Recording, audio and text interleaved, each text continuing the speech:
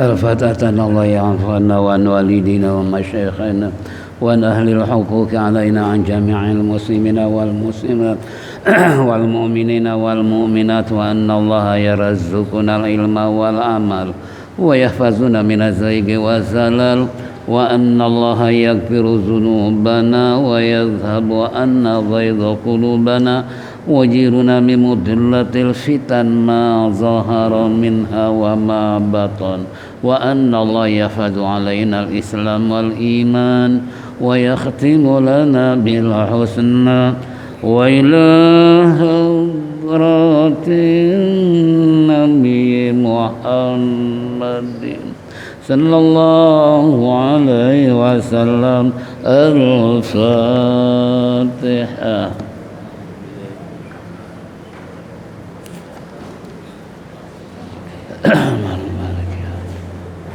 إياك نعبد وإياك نستعين صراط الذين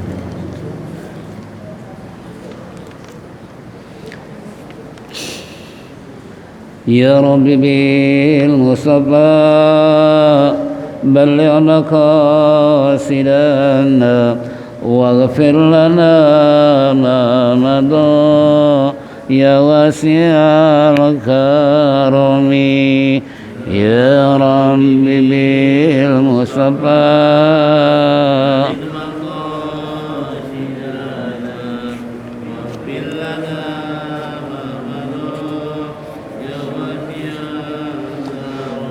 بسيد الخلق شمس الحق معتصم محمد خير المعصوم ومعتصم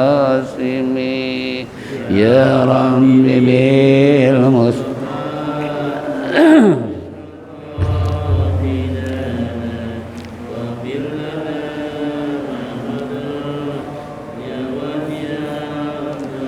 له فرارة حبيب الله حجته ومصدر الفضل والعرفان والكرم يا رب بالمصطفى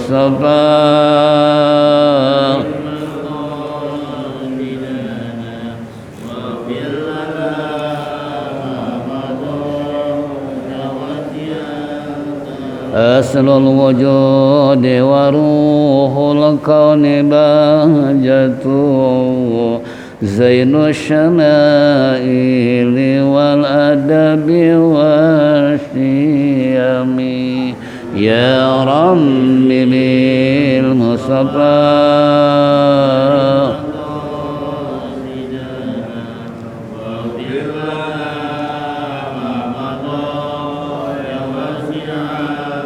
مطهر الأرض من رجس ومن درني من عبد وثن أو عبد صنم يا رب بالمصطفى سيدنا ما مضى لله من منكذ الإنسان من سكر خير البليات من عرب ومن أجم يا رب بالمصطفى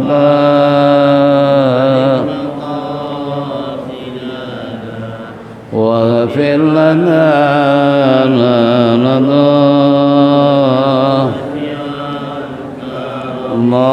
اللهم صل وسلم وبارك عليه. Ma'asyiral muslimin wal muslimat rahimakumullah. Kembali di pagi hari ini kita akan membaca, menyimak, mendengar apa yang terkandung dalam kitab Al-Jawahirul Kalamiyah fi Aqidatil Islamiyah dalam masalah 8 60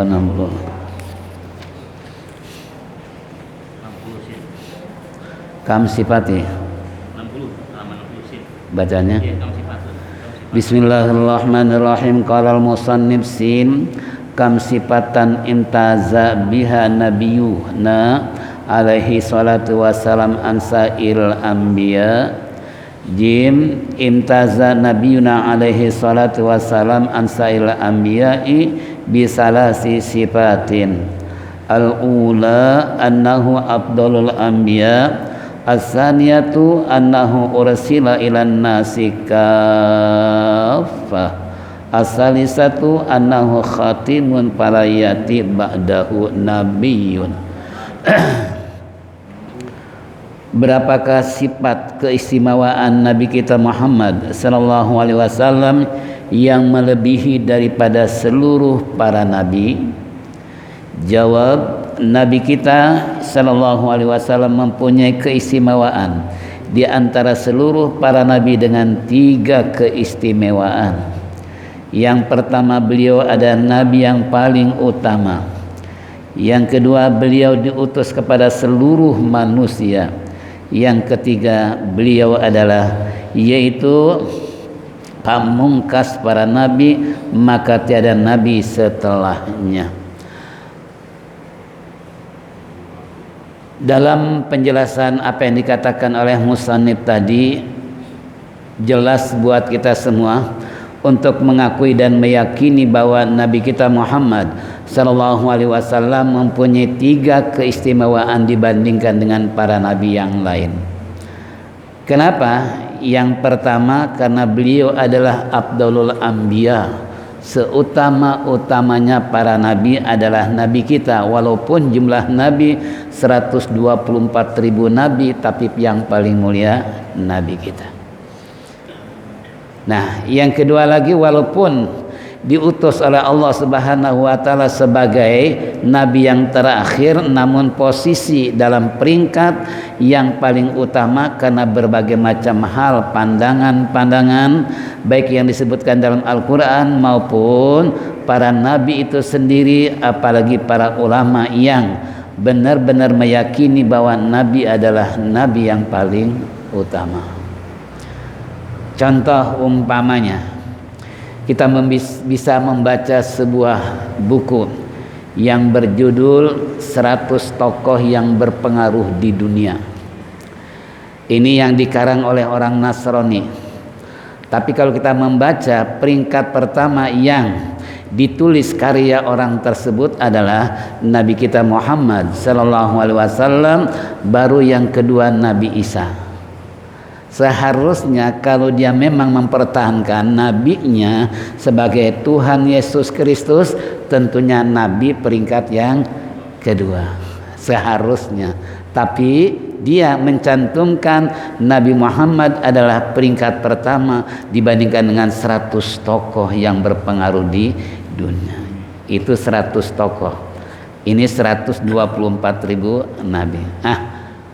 Setelah Al-Fakir baca, ternyata kesimpulannya bahwa Nabi kita Muhammad sallallahu alaihi wasallam memiliki dalam segala hal, terutama akhlakul karimah, budi pekerti, sopan santun dalam segala tindak maupun berpakaian ataupun tutur kata. Ini diakui oleh mereka bahwa Nabi adalah sosok atau seseorang yang tidak pernah istilah melakukan berbagai macam kemaksiatan.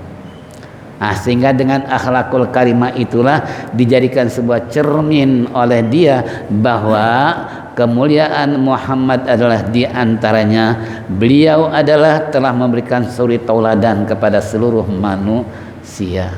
Sehingga pantas kalau Allah berfirman, laqad kana lakum fi rasulillahi uswatun hasanah. Sungguh benar-benar ada contoh yang baik bagi pribadi Nabi kita Muhammad sallallahu alaihi wasallam. Itu yang mengakui bukan manusia, tapi langsung Allah yang menyatakan bahwa pada pribadi Nabi ada contoh yang baik.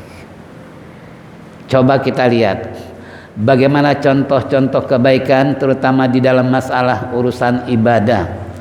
Tak ada satupun manusia, walaupun umpamanya Nabi Adam alaihissalam sampai kepada Nabi Isa alaihissalam dan seterusnya, termasuk umat manusia yang begitu tingkat daripada ibadah, tidak ada yang sanggup untuk melawani beliau. Ya, coba kita lihat bagaimana ibadah Rasulullah. Kalau seandainya di malam hari sampai dia punya kakinya retak karena saking banyaknya. Kalau kita pernah nggak kaki kita bengkak kira gara-gara sholat, pernah nggak? Paling gara-gara keseleo doang. Iya, paling jatuh. Nah, ini tapi Nabi kita Muhammad SAW sampai segitunya, sampai Aisyah berkata, ya Rasulullah, ya Muhammad, bukankah kau dosa sudah diampuni oleh Allah, masa lalu maupun yang akan datang? Engkau adalah manusia yang mulia di sisi Allah, tapi kenapa kau masih melakukan seperti ini? Apa jawab tadi? Afala abdan syakura. Wa ya Aisyah ya Humairah, apakah saya enggak boleh menjadi hamba yang pandai bersyukur atas segala nikmat Allah? Coba, kaki istilahnya seperti itu untuk menunjukkan kepada Allah bahwa dia adalah hamba yang bersyukur. Kalau kita nih, jadi kembali buat kita semua, itu dalam urusan ibadah.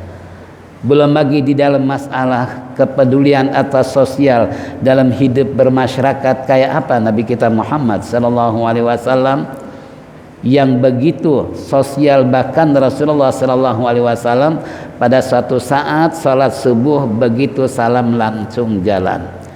Timbul pertanyaan di kalangan para sahabat, ada apa tumben kok Rasulullah salam langsung jalan? Ternyata setelah kembali menceritakan dia menyimpan sebatang emas yang belum disedekahkan. Pernah kita begitu? Hah?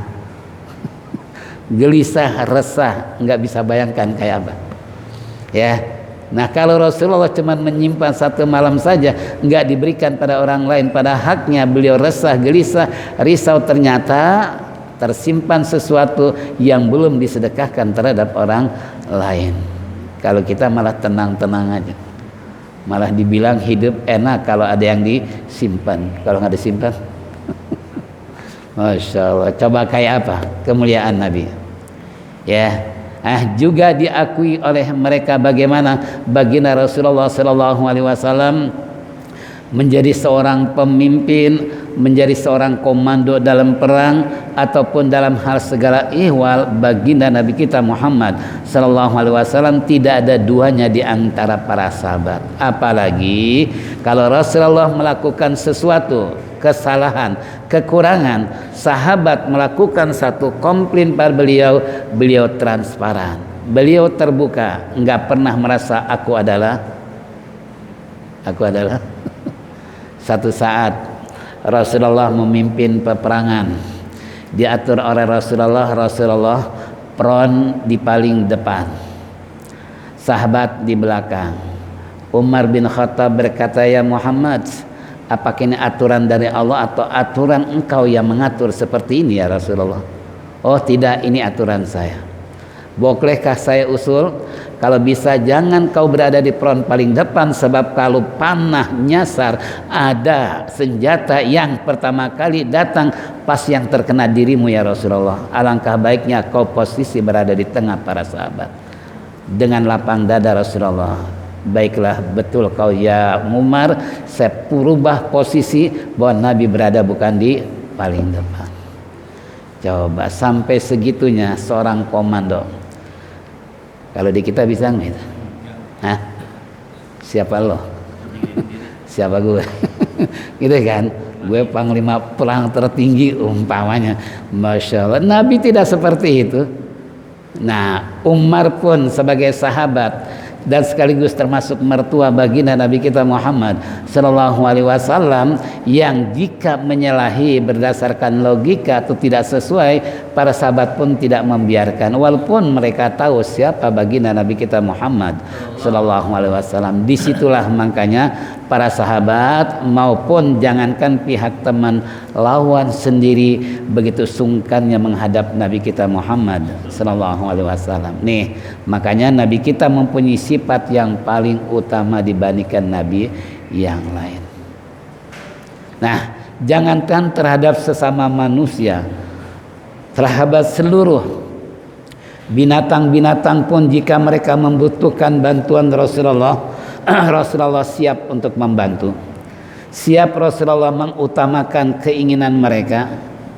Satu saat baginda Rasulullah sallallahu alaihi wasallam begitu jalan di satu rumah, di sana ada seekor istilahnya manjangan atau kijang yang berada di dalam kandang orang Yahudi, di mana ketika seekor kijang menyapa kepada baginda Nabi kita Muhammad sallallahu alaihi wasallam, "Ya Rasulullah, tolong saya minta dikeluarkan sebentar saja. Saya punya 3 ekor anak yang masih menyusu. Dia sangat lapar mungkin karena saya berada dalam kandang ini. Tolong minta sebentar hanya untuk menyusui, setelah selesai saya akan kembali. Silahkan untuk masuk ke dalam kandang." Coba Rasulullah dengar begitu kira-kira ya? Langsung Rasulullah menghubungi orang Yahudi, minta tolong bahwa manjangan sedang menyusui anaknya di sana, namun betapa kasihannya mereka kalau tidak dikasih susu. Langsung orang Yahudi mendengar apa yang dikatakan Rasulullah, dibuka itu dia kandang, lepas lari terbirit-birit. Beberapa saat kemudian manjangan datang kembali. "Ya Rasulullah, udah selesai saya menyusui, silakan kau kembalikan saya kepada orang Yahudi untuk memasukkan." Ini orang Yahudi bingung. Kenapa bingung? Begitu Rasulullah memberikan contoh kepada si orang Yahudi khususnya maupun yang lain, akhirnya orang Yahudi sadar bahwa Muhammad SAW adalah benar-benar manusia yang mulia, yang punya kelebihan daripada yang lain. Nah, buktinya dengan kijang saja perasaan kasih sayang begitu hebat. Nah, akhirnya dia masuk Islam, kijang dikeluarkan. Coba cuma segitu aja ya. Makanya di sini Abdul Anbiya itu sangat banyak kalau seandainya kita mau membaca sirah nabawiyah tentang bagaimana keteladanan Nabi kita Muhammad sallallahu alaihi wasallam, wabil khusus tadi 100 tokoh yang berpengaruh di dunia. Silakan baca kayak apa. Ya, walaupun mereka punya kelebihan tapi kelebihan lebih banyak Nabi kita daripada yang lain. Nah, ini makanya sungguh beruntung kita sebagai umat Rasulullah SAW memiliki Nabi yang paling utama dibandingkan yang lain. Kemudian yang kedua, bahwasanya asaniyatu annahu ursila ilan nasi kaffah. Diutusnya Nabi kita Muhammad SAW bukan untuk orang yang beriman saja, bukan untuk umatnya saja, termasuk seluruh manusia. Yang namanya manusia kan ada Yahudi, ada Nasrani, ada Majusi, ada macam-macam latar belakang agama dan kepercayaan dan lain sebagainya. Namun Nabi diutus bukan untuk orang beriman, tapi seluruh manusia. Wa ma arsalnaka illa kafatan linnas. Tidak kami utus engkau ya Muhammad melainkan untuk seluruh manusia. Jangankan manusia, jin sendiri termasuk diutus Rasulullah untuk menyampaikan dakwah kepada para jin. Ya. Nah, ini kembali begitu mulianya. Nah, umpamanya Nabi kita Muhammad SAW untuk menyampaikan dakwah kepada mereka, mengajak mereka dengan sistem yang pertama sembunyi-sembunyi di saat Islam belum berkembang, di mana sangat dikhawatirkan kalau Rasulullah terang-terangan berdakwah, apa yang dilakukan oleh orang-orang kafir Pak Quraisy pada saat itu, tentunya jangan harap Nabi akan punya jangka panjang menyampaikan dakwah. Makanya beliau secara kekeluargaan kemudian selesai makin berkembang dan bertambah dengan tetangga, dengan masyarakat dan seterusnya, baru beliau sudah banyak dukungan menyampaikan dakwah secara terang-terang. Coba kayak apa program Rasulullah ya. Makanya cara metode yang dilakukan oleh Nabi kita Muhammad SAW sesuai dengan firman Allah, ud'u ila sabili rabbika bil hikmati wal mau'izatil hasanah wajadilhum billati hiya hasan.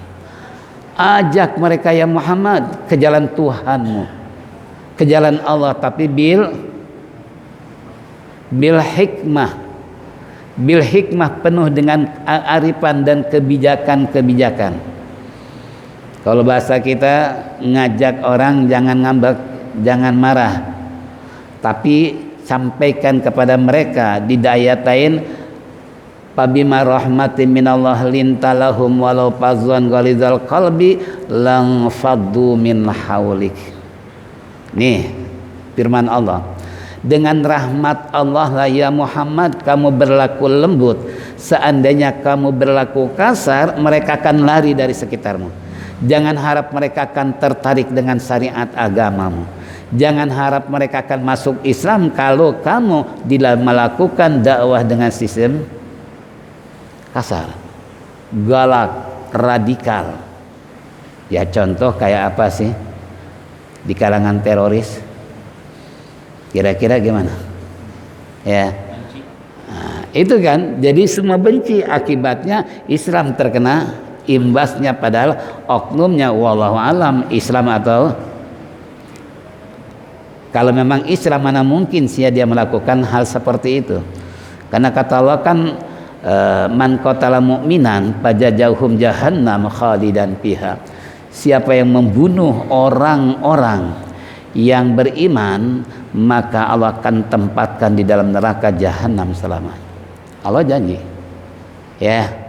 Yang kedua lagi man qatala nafsan fakana ma qatala nasa jami'a. Siapa yang membunuh seseorang sama dengan membunuh seluruh manusia.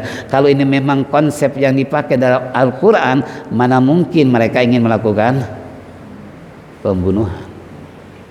Apalagi yang membunuh 6 orang yang tanpa salah sebagai pengawal. Masya Allah, satu aja sama dengan membunuh seluruh manusia, itu dosanya loh. Kayak apa besar. Belum lagi ancaman Allah Subhanahu wa taala, Allah akan jazaum jahannam, Allah akan masukkan dia, Allah akan balas neraka jahanam bagi yang membunuh, baik bunuh diri maupun membunuh orang lain. Malah dalam Syu'bul Iman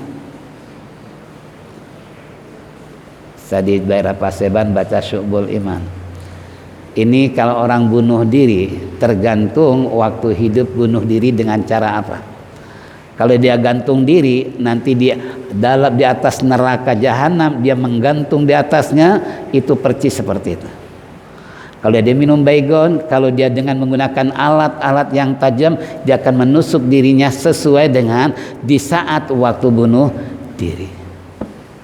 Ya, makanya kita jangan terperangkap dengan hawa nafsu. Apapun kehidupan yang kita alami, ini sebuah uji coba. Sejauh mana keimanan kita percaya kepada Allah, sejauh mana kita pandai untuk mensabarkan diri kita. Makanya jangan terperangkap untuk melakukan bunuh. Nauzubillah min dzalik. Ya, karena Allah sudah menyatakan wala tai'asu mir rauhillah illal qaumul kafirin. Jangan kamu putus asa menghadapi rahmat Allah, jangan, kecuali orang kafir. Makanya kalau ada orang Islam bunuh diri, ya tadi ya, orang yang gampang terpengaruh, terperangkap dengan hawa nafsu, mereka adalah firman Allah Subhanahu wa taala, mereka yang jauh dari rahmat Allah, mereka yang tidak mendapat istilahnya rahmat Allah bagi yang ingin melakukan hal putus asa. Makanya kayak apapun yang kita hadapi dalam kehidupan seperti sekarang ini umpamanya, ini belum seberapa jika Allah menguji kepada kita yang lebih hebat lagi. Ya, ambil contoh bagaimana si para nabi dalam memperjuangkan agama, bagaimana si para mahzahibul arba'ah sampai disiksa, dipukul sedemikian rupa gara-gara mengawaki tentang masalah ini, itu dan sebagainya. Coba, mereka tanpa menyerah. Kenapa? Mereka tahu, karena Allah sudah mewanti-wanti, jangan kamu frustasi menghadapi rahmat Allah. Rahmat Allah kan banyak, kasih sayang Allah kan banyak. Ya cuman tertutupnya dia punya pikiran, akhirnya mengambil jalan pintas, dikira benar, nggak taunya salah. Ya, kan orang frustasi biasanya kan begitu, nggak berpikir panjang, yang dipikir bebas dari belenggu ini itu segala macam. Padahal perjalanan ke depan lebih fatal lagi yang dia akan alami kalau orang yang frustasi. Makanya kita harus sabar, ya. Tawakal pada Allah, perbanyak doa kepada Allah menghadapi sesuatu. Ini Rasulullah menyampaikan dengan dakwah bil hikmah tersebut supaya benar-benar manusia, khususnya umatnya maupun manusia umumnya, agar mereka sadar untuk apa sih dalam kehidupan. Nah, makanya Rasulullah enggak dengan sistem apa kasar ataupun radikal, tidak. Sebab tadi kalau Nabi radikal aja, siapa yang mau ikuti? Itu kan. Nah, mereka tertarik dengan sifat-sifat Rasulullah tadi. Mereka istilahnya cukup simpatik dengan Rasulullah. Kenapa? Karena Rasulullah tidak banyak bicara tapi banyak berbuat, gitu kan. Makanya sabda Rasulullah bersabda, lisanul hal afsahu min lisanil maqal, perbuatan lebih baik daripada omongan. Tuh, Nabi hanya bisa mencerminkan dalam perilaku, tapi mereka yang memandang pada Rasulullah langsung simpati, langsung senang dengan perbuatan Nabi. Walaupun Nabi nggak ngajak, walaupun Nabi diam, tapi melihat perbuatan Nabi cukup dijadikan dakwah buat mereka. Makanya Rasulullah bilang, ya, bahwa perbuatan lebih baik daripada omongan. Kalau omongan masuk telinga kanan, keluar kiri. Tapi kalau perbuatan, ya, nah, kalau bahasa sekarang disebut dengan dakwah visualisasi, dakwah dengan melalui gerakan, dengan contoh-contoh. Makanya anak-anak muda kita sekarang itu mudah terperangkap dengan artis-artis yang pakai anting sebelah, yang pakai rambut warna-warni yang pakai apa lagi, itu karena nonton kan, nonton film-film barat, Eropa dan sebagainya, yang seperti itu dianggap oleh dia luar biasa cakepnya, udah ganteng pakai anting sebelah. Menurut remaja kan dianggap apa? Hebat. Tapi menurut Islam kira-kira gimana? Cakep tapi berlebihan. Nah, kalau yang cakep tapi berlebihan, jadi bukannya cakep malah jadi apa? Jelek. Gitu kan umpamanya. Ini kan contoh trennya begitu, pakai anting sebelah, pakai hidung diapain? Ditindik. Ya Allah. Nih, celana lepis bagus-bagus diapain?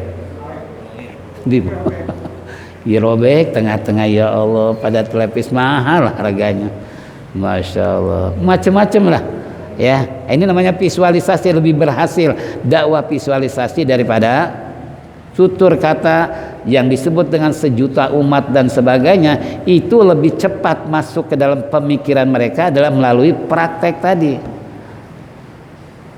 Makanya kemarin ada yang tanya tentang fikih dakwah. Jangankan fikih dakwah, dalam zaman para wali songo aja itu dakwah melalui perwayangan. Melalui apa? Wayang. Karena saya waktu Anjang Sono ke Menteri Agama waktu kuliah dulu, datang ke kantor Menteri Agama.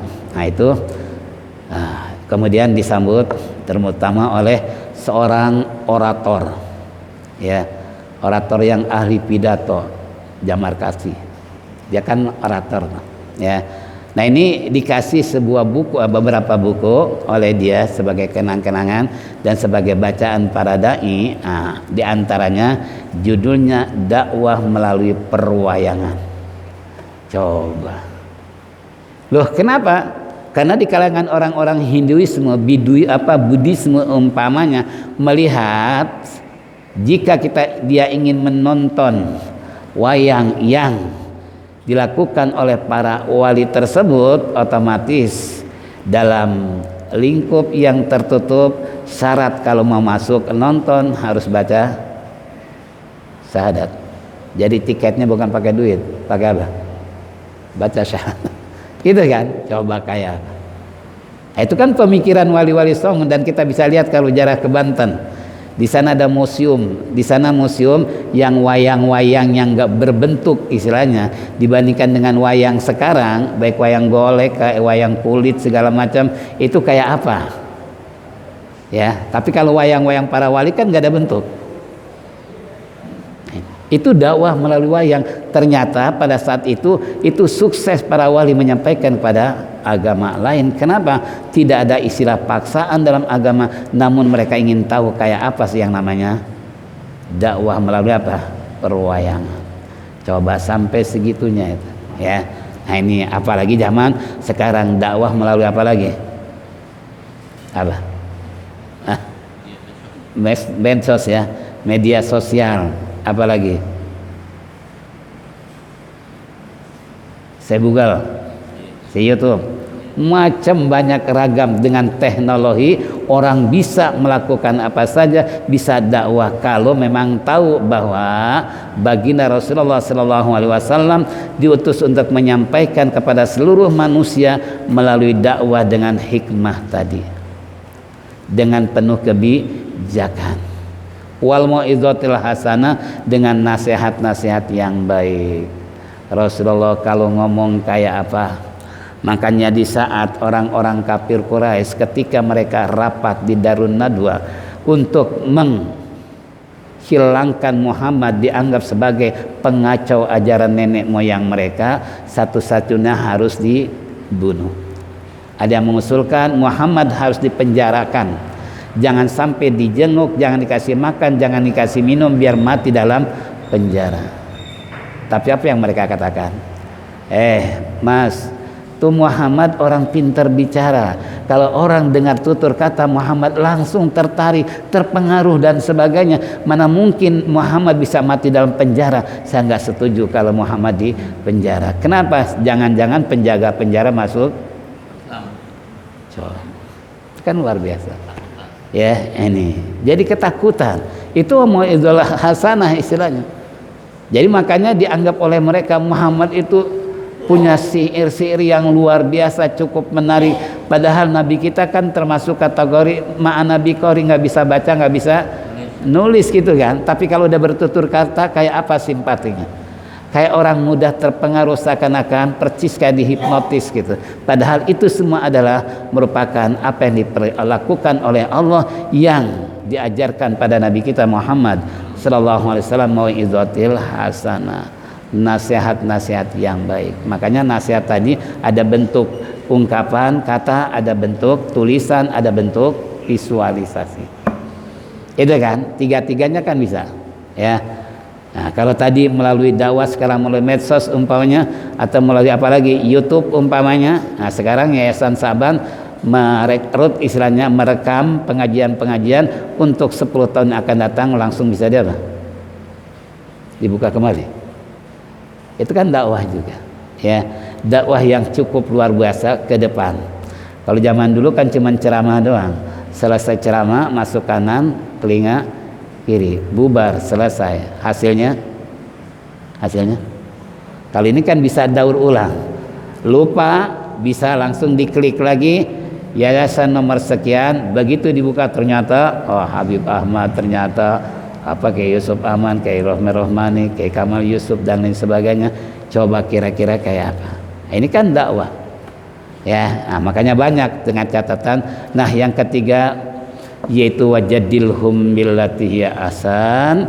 Metode yang pertama, ajak dengan cara bijaksana, dengan hikmah, nasihat yang baik. Nah, yang ketiga, bila perlu debat dengan cara yang baik. Bukan debat usir, tapi debat yang sifatnya munazarah, yang sifatnya bagaimana untuk menundukkan dia punya pemikiran. Bukan berarti bisa menimbulkan kesombongan buat orang yang menang, minder buat orang yang kalah, bukan. Tapi supaya mereka bisa berpikir istilahnya, bagaimana kalau seandainya kita debat dengan mereka, tapi mereka nggak merasa minder, nggak merasa terkalahkan dalam debat. Nah, ini Rasulullah ajarkan kepada umatnya untuk melakukan dakwah seperti ini. Ya, nah ini banyak contoh lain tentang masalah bahwasanya wajadilhum billati hiya ahsan. Itu metode cara dakwah Nabi kita Muhammad sallallahu alaihi wasallam terhadap seluruh manusia, termasuk jin. Termasuk nggak jin? Masuk. Kan kata Allah, wa ma khalaqtul jinna wal insa illa liya'budun, tidak kujadikan jin dan manusia melainkan ibadah kepada Allah, melainkan nyembah kepada Allah. Nah ini jin yang makhluk, istilahnya kita tidak bisa melihat kayak apa modelnya jin, kayak apa sosoknya jin. Tapi Rasulullah untuk menyampaikan dakwah kepada mereka dengan upaya Rasulullah kayak apa? Sampai-sampai suatu saat Rasulullah keluar dari masjid jin. Nah, di Makkah kan ada masjid itu. Ada masjid jin, ada masjid kucing, ada masjid macam-macam masjid. Nah, begitu sahabat ya, ketika lewat ke masjid tersebut terdengar suara gaduh, rame. Rasulullah pas keluar tanya, "Ya Rasulullah, siapa gerangan kok suara gaduh?" Itu jin baru selesai ngaji. Tuh, jin aja pada ngaji. Kalau manusia nggak mau ngaji berarti kalah sama apa? Sama jin. Jin aja ngaji, bayangin. Makanya waktu saya di Yordan, ketika jarah ke Ashabul Kahfi, cerita anjingnya panjang lah ya. Di 7 anak muda terperangkap dalam gua. Di atasnya itu ada masjid.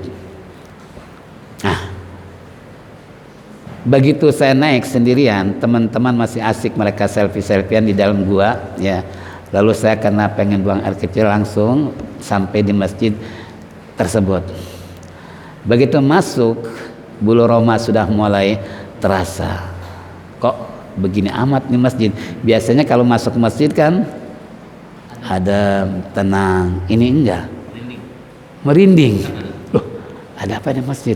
Udah, saya ngambil wudhu. Wudhu saya sholat. Dalam sholat pun nggak karuan, karena suasana istilahnya yang begitu angkernya, dan di sana tampak seseorang yang sedang wudhu atau sedang apa saya nggak tahu. Pikiran semakin ini orang apa jin? Ternyata setelah mendengar di YouTube bahwa itu adalah penghuninya para jin-jin. Masya Allah, pantesan mau masuk aja kudu kayak apa. Untungnya kita nggak terperangkap dalam masjid, untung masih bisa keluar masjid. Kalau nggak bisa keluar kira-kira gimana? Sampai teman-teman manggil, sampai Umi manggil ya, termasuk tour guide-nya juga manggil. Saya bukan pura-pura kan, padahal dalam hati lagi apa? Lagi merinding karena suasana masjid tersebut ya. Bukan nggak dengar, saya bukan nggak nyaut apa panggilan mereka, tapi tadi merasakan, loh kayak apa kok masjid begini gitu. Ternyata setelah ada informasi di YouTube bahwa itulah penghuninya para apa? Jin. Untung nggak ketemu. Kalau ketemu, saya teringat Ustadz Ali, penjaga toko kitab di Darul Ulum. Di Proyek Senen dulu kan ada toko kitab tuh lantai 4, namanya Ustadz Ali, dia orang Bogor.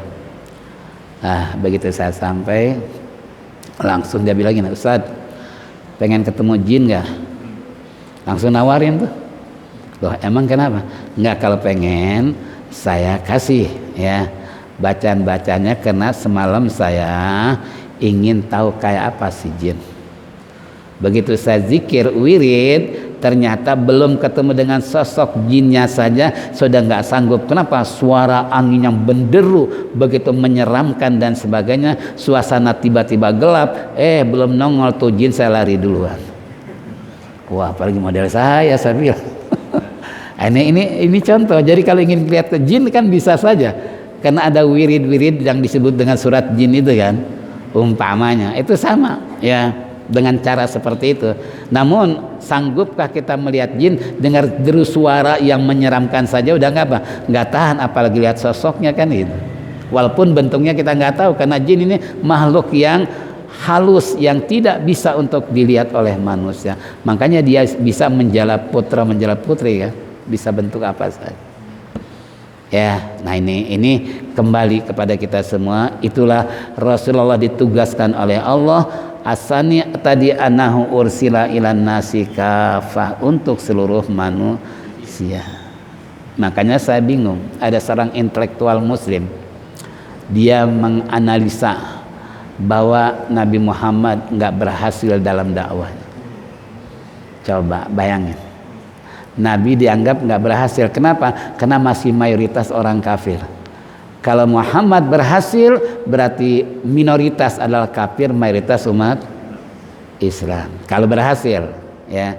Ini ungkapan seorang intelektual yang sudah mulai menyimpang kalau saya pandang. Kenapa? Bahwa Nabi Muhammad SAW bukan istilahnya nggak mampu untuk melakukan semua yang direncanakan untuk memasukkan kafir jadi Islam. Tapi kan semua kehendak siapa? Kalau Allah mengatakan la annama jahannama minal jinnati wan nasi ajmain, saya akan penuhi neraka jahanam baik jin dan manusia, saya bisa kata Allah. Berarti di sini peran Allah sangat apa? Nabi sekedar untuk melakukan kinerja sesuai dengan perintah Allah sampaikan. Ya, khifafah wasiqala, ringan maupun berat, wajahidu fisabilillah. Ayo berangkat ya Muhammad, walaupun kondisi ringan berat, berjuang di jalan Allah. Coba sampai segitunya. Tapi ada orang intelektual pada saat itu menganggap Nabi belum berhasil. Na'udzubillah min dzalik. Ya, nah ini kembali yang terakhir, yaitu asalisatu annahu khatimun falayati ba'dahu nabiyyun.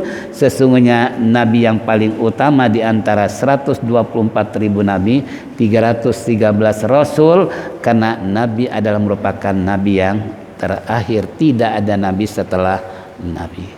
Kalau ada orang mengaku sebagai nabi, itu berarti nabi palsu, nabi gadungan. Di zaman Rasulullah banyak nabi gadungan, nabi palsu. Ya, bahkan gak tanggung-tanggung ngaku malaikat Jibril.